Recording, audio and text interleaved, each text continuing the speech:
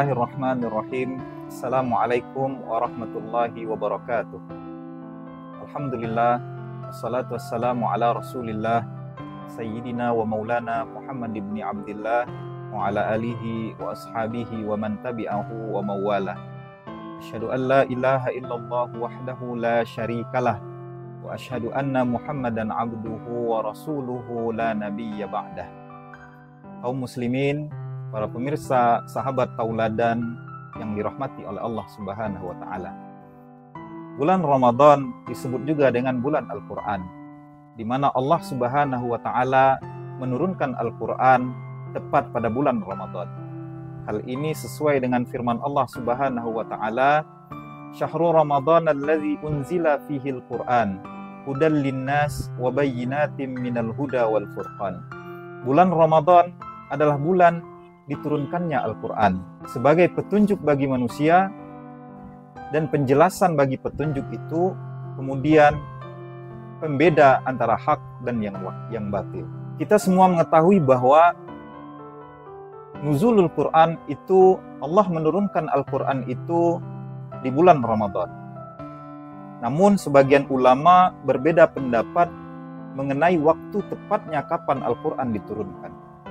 Kalau kita telaah secara bahasa, nuzul artinya adalah turun, sedangkan Al-Quran adalah kalamullah.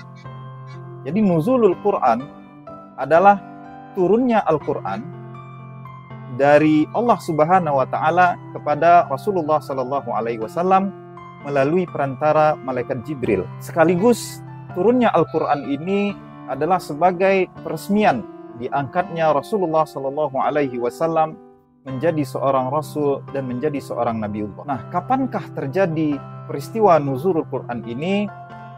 Para ulama berbeda pendapat mengenai kapan tanggal pastinya Al-Quran ini diturunkan. Perbedaan pendapat ini terjadi karena yang dimaksud dengan nuzulul Quran di sini, para ulama berbeda dalam tafsirannya. Apakah Al-Quran ini diturunkan sekaligus dari Allah kepada Nabi Muhammad, atau Al-Quran ini diturunkan secara bertahap dari malaikat Jibril kepada Rasulullah SAW. Pendapat yang pertama mengatakan yang dimaksud dengan nuzulul Quran itu adalah turunnya Al-Quran dari Lauhul Mahfuz ke langit dunia, atau yang bisa disebut juga dengan Baitul Izzah, di mana Allah menurunkan Al-Quran dari Lauhul Mahfuz ke Baitul Izzah ini secara keseluruhan.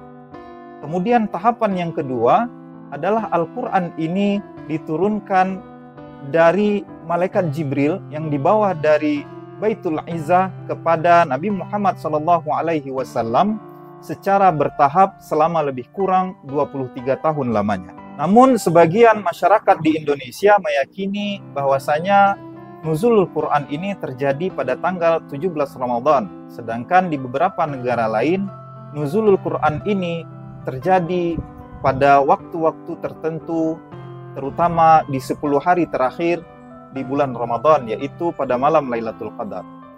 Hal ini tentu tidak bertentangan dengan apa yang sudah dijelaskan oleh Al-Quran.